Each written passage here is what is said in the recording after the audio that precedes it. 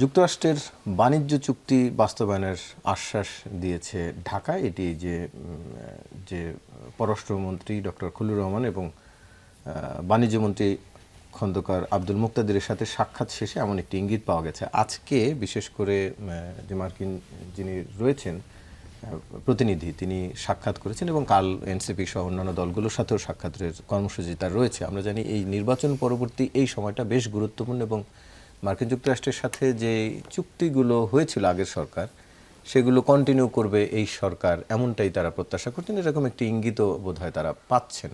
আপনি কিভাবে দেখছেন তার এই সফর?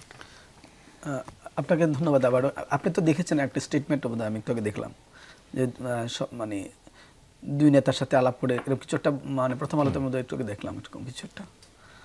তো আসলে আমরা তো সবসময়ই আমাদের আলোচনাগুলো এক পেশে করে করি। তো আপনাকে একটা মিনিট আমি আগের আলোচনা যাই, ইরান ইস্যুতে 1 মিনিটের কথা শেষ করে দেবো। সেটা হলো আমরা যদি খুব এই এই এই যে ইন্টারভেনশন ইস্যুটা, এটা যদি হস্তক্ষেপ ইস্যুটাকে যদি আমরা মানে এই 3.5 দশক ধরে বিবেচনা না করি, এক। আর দ্বিতীয়ত হলো এটা তো আপনাকে ভারত কেন্দ্রিক বিবেচনা করতে হবে, আপনাকে রাশিয়া কেন্দ্রিক বিবেচনা করতে হবে, চীন কেন্দ্রিক বিবেচনা করতে হবে, আফ্রিকার যে সকল দেশগুলো এরকম ইন্টারভেনশন করে, মানে আমরা শুধু আমেরিকাকে কেন্দ্র করে করার কারণে কিন্তু এটা একপেশে হয়ে যায়। টোটাল আন্তর্জাতিক আইনটাই কিন্তু এখন আর সেভাবে মান্য করছে না কেউ।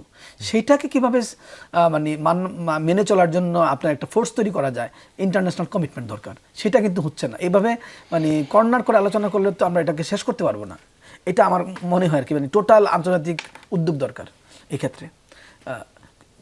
দ্বিতীয়ত হলো যেটা আপনি বললেন, আমরা একটু দেখেছি যে এটা বলা হচ্ছে বারবার যে আন্তর্জাতিক বাণিজ্যের ক্ষেত্রে আপনি দেখেন আমরা কিন্তু অনেক দেশের সাথে আন্তর্জাতিক বাণিজ্য করছি এবং আমরা কিন্তু সবসময় কি আন্তর্জাতিক বাণিজ্যে আমরা করতে পারি? আমরা তো বেনিফিট পাই না। অধিকাংশ ক্ষেত্রে কিন্তু আমরা লুজার হই, আমরা দিয়ে আসি এবং চুক্তিগুলো যেরকম থাকে সেই চুক্তিগুলোতে কিন্তু আমরা বার্গেন করার সামর্থ্য রাখি না। অনেক সময় দেখা যায় আমাদের ডেস্ক ওয়ার্ক নাই, আমাদের গবেষণা নাই। যখন সচিব পর্যায়ে বসে বা মিনিস্টার পর্যায়ে বসে তখন দেখা যায় যে যারা প্রতিপক্ষ থাকে তাদের যে পরিমাণ হোমওয়ার্ক থাকে, তার ফলে তারা একটা আর্গুমেন্টের বিপরীতে যেভাবে আর্গুমেন্ট দিতে থাকে আমরা একটা পর্যায়ে কিন্তু হেরে যাই, পারি না।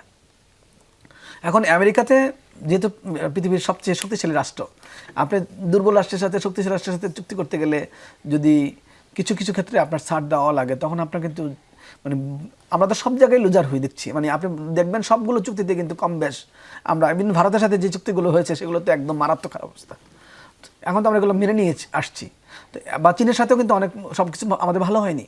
তো আমেরিকার সাথেও তো সেটা আরও বড় শক্তি, কিন্তু আপনি যখন পরাশক্তির সাথে চুক্তি করবেন তখন তো আপনাকে কিছু বেনিফিট আপনি কিছু না কিছু পাবেন। তো এখন এইটা যদি বিবেচনা করেন সেক্ষেত্রে হয়তো আপনি এই চুক্তিকে অব্যাহত রাখতে পারেন। আর তাও বিশ্ব পরাশক্তির সাথে আপনার চুক্তিটা হচ্ছে, এটা একটা বিবেচনার জায়গা আমি বলছি আর কি।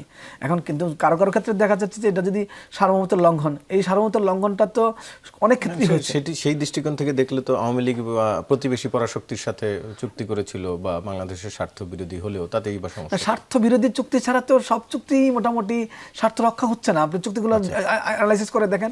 কিন্তু তাই বলে যেটা হলো খুব সিরিয়াস, আপনার তো কোনো কোনো চুক্তির ক্ষেত্রে আপনি নিজে ইয়েও করতে পারেন না, মানে অ্যাভয়েড করাও কিন্তু এমনটা মনে করার কিছু নেই যে আমরা যখন টেবিলে বসি দুই পক্ষ যে সমান শক্তি সঞ্চয় করেছি, এটা তো মনে করার কিছু নাই।